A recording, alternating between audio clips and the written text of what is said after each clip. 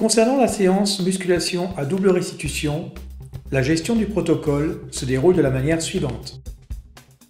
Sur un mouvement bien précis, l'athlète exécute un triplé avec une charge d'entraînement correspondant à 90% de son maximum.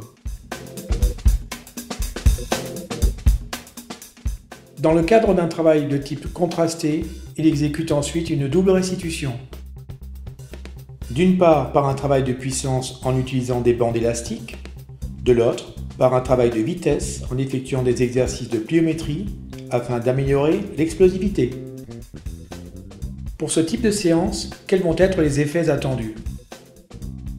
Dans un premier temps, un travail en force, afin de maintenir en période de pré-compétition les capacités de force acquises lors des entraînements antérieurs.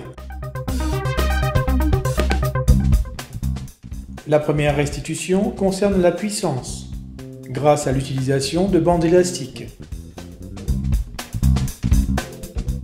La restitution avec bandes élastiques pourrait bénéficier des arguments suivants. Augmenter la résistance à mesure que les leviers deviennent plus favorables, générer de la force et de la vitesse sur une plus grande partie du mouvement. Un gain de vitesse vraisemblablement dû à des améliorations neuromusculaires, recrutement des unités motrices et la coordination intramusculaire. Pendant l'exécution du mouvement, une tension permanente et une résistance qui augmente. La deuxième restitution concerne le travail en vitesse. Dans ce cadre, un travail en pliométrie est préconisé afin d'améliorer l'explosivité.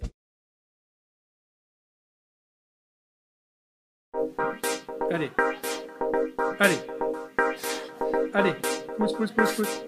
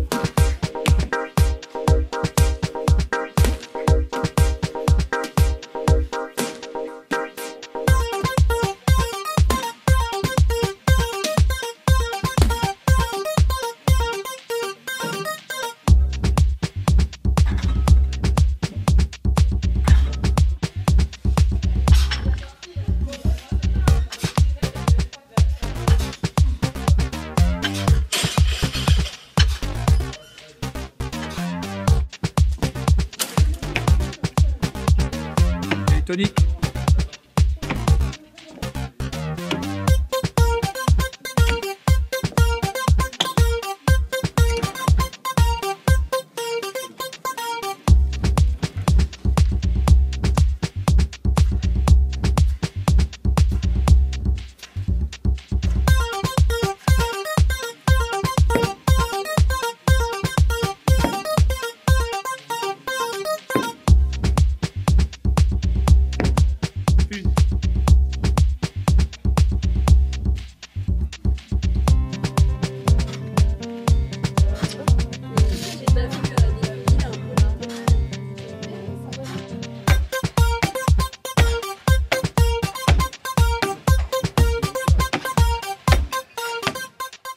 La mise en place d'une séance en double restitution demande une organisation particulière, puisqu'il faut en amont préparer les ateliers avec le support d'élastique.